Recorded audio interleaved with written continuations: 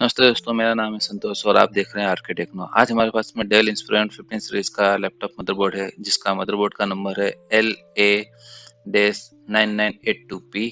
ये not coming on में आया हुआ है और देखिए एडेप्टर लगाने पर ये एडेप्टर की लाइट ऑफ नहीं हो रही है। अगर कोई शॉर्टिंग वगैरह होती है तो वो ऑफ हो जाती है, इसमें ऑफ नहीं हो रहा है। पावर ऑन ऑफ की स्विच को पावर ऑन ऑफ करने पर, उसको प्रेस करने पर मदरबोर्ड चालू भी नहीं हो रहा है, कोई लाइट वगैरह कुछ भी नहीं हो रही है। ठीक है, इसका मदरबोर्ड नंबर ये है, देख लीजिए, एक बार मैं इसको दिखा दे रहा हूँ। ठीक है, और अब हम इसे एक बार चेक कर लेते हैं एडेप्टर लगा के। इसके वोल्टेज जो है वो चेक कर लेते हैं। तो एडेप्टर लगाने पर देखिए अभी भी लाइट चालू ही है, लाइट बंद नहीं हो रही है एडेप्टर की। ठीक है, और ये देखिए इसका पॉजिटिव पे वोल्टेज आ रहे हैं,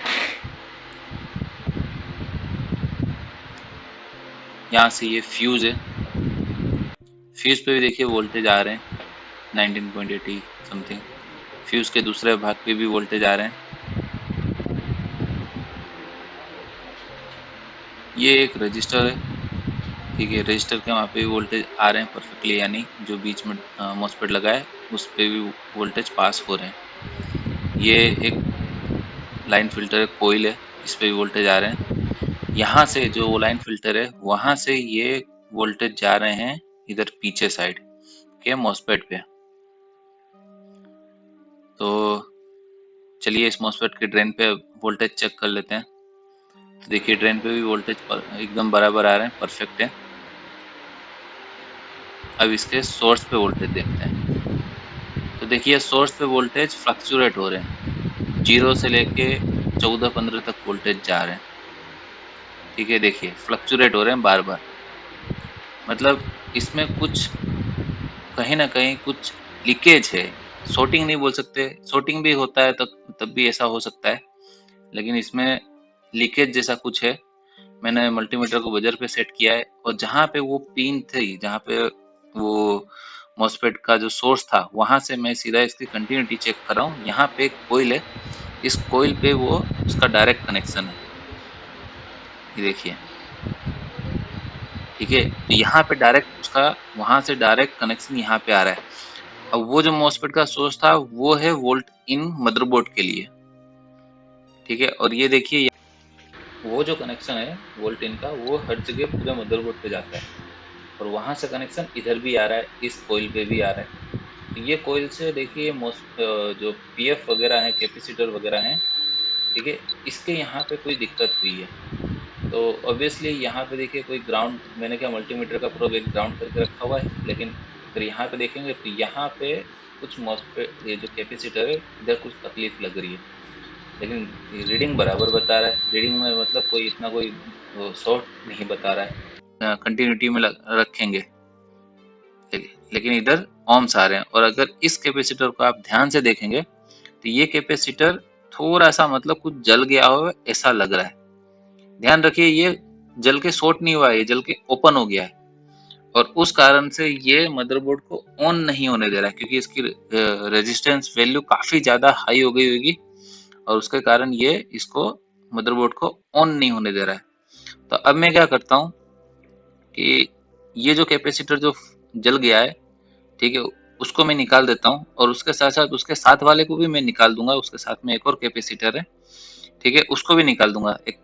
एक्चुअल में ये जो पूरी लाइन है, इस लाइन पे 4 कैपेसिटर लगे हुए हैं, 2 इस टाइप के जो बड़े हैं वो और 2 छोटे हैं, लेकिन छोटे में भी एक ही लगा है, एक नहीं लगा है, मतलब टोटल 3 कैपेसिटर लगे हुए हैं इधर। तो मैं एक एक करके दोनों कैपेसिटर इधर निकाल दिया हूँ, क्योंकि क्या होता है कि कई बार एक कैपेसिटर अगर जल गया है या फिर शॉर्ट हो गया है, शॉर्ट होने पे तो इतना ज्यादा चांसेस नहीं होता है। ये देखिए पूरा पेड़ एक साइड का कैसे जल चुका है। ठीक है, तो अब हम क्या करेंगे कि दूसरा मदरबोर्ड के जो इनपुट जो सप्लाई होता है, ठीक है, जहाँ पे मतलब वोल्टेज इन आ रहा है, वो जो वोल्टेज इनकी लाइन का कैपेसिटर होता है, वो वाला कैपेसिटर निकाल के उधर ही लगा देंगे। कई लोग पूछते हैं कि कौन सा कैपेसिटर लगाना चाहिए, वैल्यू क्या है, कंफ्यूज बहुत रहते हैं। तो इसमें कंफ्यूज होने की कोई बात नहीं है। आप जहां से कैपेसिटर निकाल रहे हैं, मतलब कौन सी लाइन से आप निकाल रहे हैं, उसी लाइन के से दूसरे में से निकाल लीजिए। जैसे एसएमपीएस में से, एसएमपीएस सर्किट मतलब रेगुलेटर की सर्किट में से आप निकाल रहे हैं, आपके शॉर्ट सर्किट बोर्ड में से, तो आप दूसरे बोर्ड में से, स्क्रैप बोर्ड में से, वही सर्किट में से निकालिए, रेगुलेटर में से। ठीक है, अब मैं इसको थोड़ा ड्राई सोल्ड वगैरह कर देता हूँ। और दोनों ही कैपेसिटर मैंने चेक कर लिए हैं, दोनों ही कैपेसिटर में शॉर्टिंग नहीं बता रहा था। ठीक है, शॉर्टिंग तो वो वाले भी कैपेसिटर में नहीं बता रहा था, लेकिन उसके ohms बता रहे थे, इसमें ohms नहीं बता रहे थे। ठीक है, उसमें भी ohms भी बाहर निकालने पे भी एक में नहीं बताया, एक में हल्का-हल्का थोड़ा बहुत बताया था। और देखिए पेड़ जलने के कारण मैंने क्या किया कि दोनों कैपेसिटर को, जो पॉजिटिव साइड है जहाँ पे वोल्टेज आ रहे थे, उस साइड को मैंने आपस में जोड़ दिया है, और नेगेटिव साइड पे उसके जो पेड़ है उसी पे मैंने लगा के रखा हुआ है।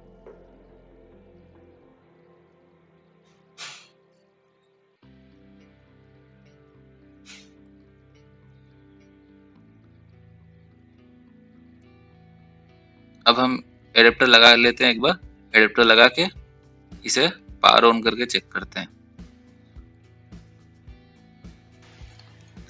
अब एडेप्टर लगा लिए हैं, इसमें एडेप्टर से मल्टीमीटर से इसके वोल्टेज चेक करते हैं। तो इसके मॉसफेट के ड्रेन पे 19.9 वोल्ट मतलब ये बराबर आ रहे हैं, यानी आगे की जो मॉसफेट और फ्यूज वगैरह ओके ही हैं अभी भी। और इसके जो सोर्स था उस पे 30.3 और 4 के लगभग आ रहे थे। उसका एक रीजन है, वो मैं आगे डेटा शीट में मैं बताता हूँ क्यों आ रहे थे। और देखिए इधर भी उतने ही वोल्टेज आ रहे हैं, क्योंकि वो जो पॉइंट है वहीं से हर जगह जहाँ पे भी रिक्वायरमेंट है इस वोल्टेज की, वोल्टेज इन की, वहाँ वहीं से हर जगह वोल्टेज इन जा रहे हैं। तो सारी जगह 30.3 और 30.5 जो भी वहाँ पे आ रहे हैं उतने ही वोल्टेज हर जगह सप्लाई होंगे। तो अब हम इसे पावर ऑन करके देख लेते हैं। मैंने पावर स्विच प्रेस की, फैन ऑन, और इधर देखिए लाइट भी चालू हो गई है। तो ये मदरबोर्ड एकदम सही काम कर रहा है। और अब हम क्या करते हैं कि अब मैं इसमें एलसीडी का जो केबल है वो भी लगा देता हूँ लैपटॉप की स्क्रीन का, और उसके बाद में इसको पावर ऑन करके देखते हैं। तो थोड़ा अब अपने इस इमेज के अनुसार मैं समझा देता हूँ।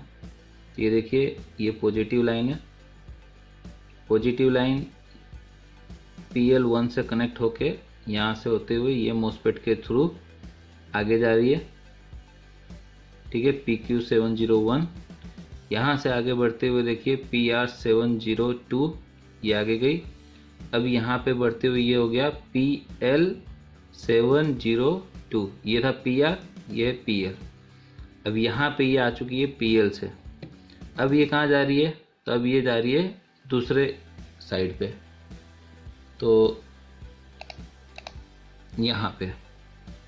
ठीक है, ये है PQ703।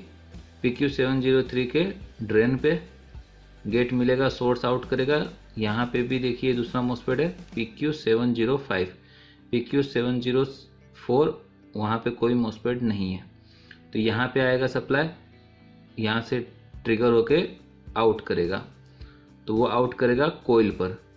ठीक है, अब वो कोयल कौन सी है? तो वो कोयल है ये वाली, यहाँ पे वो आ जाएगा सप्लाई। ठीक है, और जो ये है, अब यहाँ पे देखेंगे तो सोर्स ग्राउंड है, गेट मिलेगा। ठीक है, ये सोर्स ग्राउंड है, तो ये यहाँ से सप्लाई आउट करेगा, और यहीं से फिर सारी सप्लाई जो कोयल पे जा रही है मतलब, ठीक है, यहीं से सारी सप्लाई पूरे मदरबोर्ड पे 19 वोल्ट या फिर जो भी इसके स्टैंडर्ड एक वोल्टेज है वो सारे, जहाँ सारे बोर्ड पे, सभी बोर्ड के कंपोनेंट पे इनपुट वोल्टेज के लिए मिलेंगे। ठीक है, चलिए तो अब इसे हम थोड़ा डेटा शीट के अनुसार देख लेते हैं। 70 से आगे जा रही है सप्लाई, PR702 यहाँ से आगे बढ़ी, PL702 यहाँ से आगे बढ़ गई। ठीक है, यहाँ पे आके कनेक्टेड हो गई। अब यहाँ से कहाँ आगे जा रही है? तो PQ703 पे देखिए ये कनेक्टेड है यहाँ पे, यहाँ से सीधा यहाँ पे आया। ठीक है, कहाँ पे कनेक्ट हुआ? PQ703, PQ704। हमने इमेज में देखा था PQ704 नहीं था, PQ703 था। उसको गेट मिलेगा इस IC से ही। ठीक है, यहाँ से गेट मिला, और ये आउटपुट वोल्टेज हुए। ठीक है, दोनों मॉस्फेट काम किए और ये दोनों मॉस्फेट जब ट्रिगर होने लगे, स्विचिंग होने लगे, तो यहाँ से ये आउटपुट वोल्टेज मिला PL701 पे। PL701 से वोल्टेज का कहाँ कन्वर्जन हो गया, प्लस B प्लस। ठीक है, और ये V प्लस चार्ज। ठीक है, ये चार्जिंग के लिए भी, और यहाँ पे V प्लस भी मिलेगा। मतलब अब अगर हम देखेंगे कहीं पे दूसरी बोर्डों पर, मतलब दूसरे बोर्ड के जो कंपोनेंट है जहाँ पे इनपुट वोल्टेज हमें चाहिए होते हैं, स्विचिंग के लिए नहीं, जो मॉस्फेट के इनपुट वोल्टेज होते हैं या फिर कोई आईसी के इनपुट वोल्टेज होते हैं, वहाँ पे लिखा होगा B प्लस। ठीक है, तो हम चलते हैं अब जो हमारे जहाँ पे प्रॉब्लम आ रही थी वहाँ पे। देखिए ये मॉस्फेट है, इस मॉस्फेट को वोल्टेज इन चाहिए था, B प्लस से वोल्टेज आ रहा है PL201। ठीक है, यहाँ से सर्किट पे से सीधा मॉस्फेट पे आ रहा था, लेकिन ये जो 4 कैपेसिटर हैं इसमें से एक कैपेसिटर नहीं था, एक छोटा था और 2 बड़े थे। तो जो 2 बड़े थे उसमें से एक कैपेसिटर फायर होके ओपन हो गया था, और उसी के कारण पेड पे से प्रॉब्लम होके वो वोल्टेज आगे नहीं जाने दे रहा था, और शॉर्ट मतलब वोल्टेज को ग्राउंड कर रहा था। ठीक है, इसीलिए ये चालू नहीं हो रहा था। तो हमने इसको चेंज किया कैपेसिटर को, और वो काम होने लगा। ठीक है, ये सर्किट थी 1.35 वोल्ट की।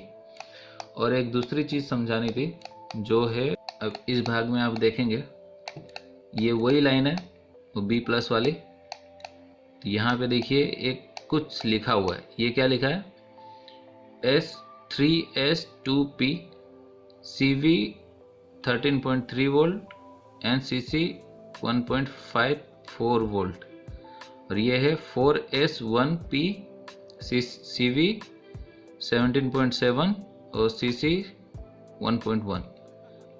ये इसका मतलब ये है कि 3 सीरियल और एक पैरेलल में जो बैटरी कनेक्शन होता है उसका ये मीनिंग है कि अगर आपकी बैटरी का जो सेल्स है, सेल लगे हुए हैं, वो 3 सीरियल और 2 पैरेलल में लगे हैं, तो उसको इतने वोल्टेज की ज़रूरत है और इतने एम्पियर पे वो चार्ज करेगा, इतना वोल्टेज और इतना एम्पियर। ठीक है, और ये CV मतलब चार्जिंग वोल्टेज और चार्जिंग करंट। ठीक है, और ये है 4 सीरियल और एक पैरेलल।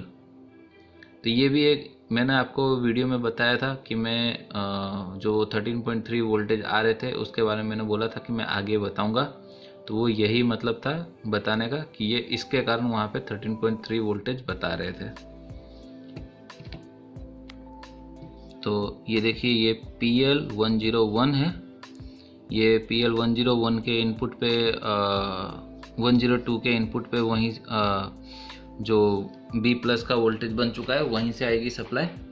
जो 13.3 सप्लाई जो बता रहा था, या फिर 19 वोल्टेज जहाँ पे से आ रहे हैं, वो जो वोल्टेज इन है वहीं से यहाँ से सप्लाई आएगी। यहाँ से सप्लाई जाएगी PL201 पे, 201 से आगे सप्लाई कन्वर्ट होके आगे सप्लाई बढ़ेगी इस पे कैपेसिटर पे, और इस मॉस्फेट के लिए ये सप्लाई आ रही है।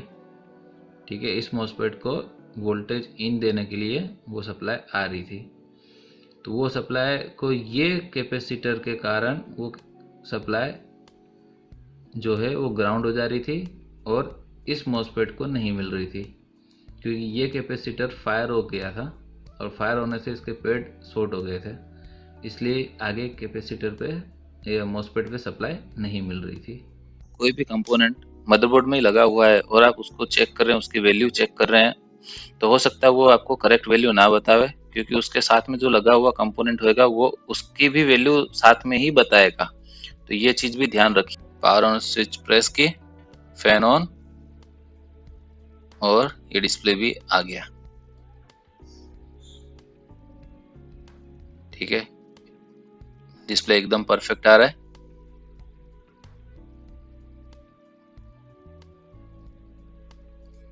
अब एक और बार मैं पावर ऑफ करके ऑन कर रहा हूँ, ऑन किया और ये सही से डिस्प्ले आ रहा है। केबल निकाल दिया, एडेप्टर केबल निकाल दिया डीसी जैक से, डीसी केबल से। वापस से प्लग कर रहा हूँ, plug, power on off switch press किया, फैन ऑन, और ये डिस्प्ले भी आ गया है।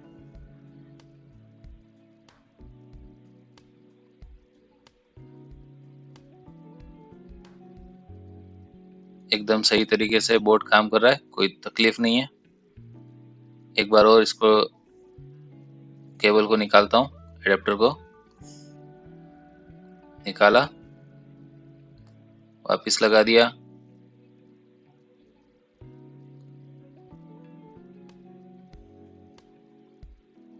Display perfect. तो दोस्तों इसी तरीके से आप भी रिपेयर करिए, आगे बढ़िए, मेरा वीडियो देखते रहिए। मिलते हैं कोई नेक्स्ट वीडियो में, तब तक के लिए जय हिंद, वंदे मातरम।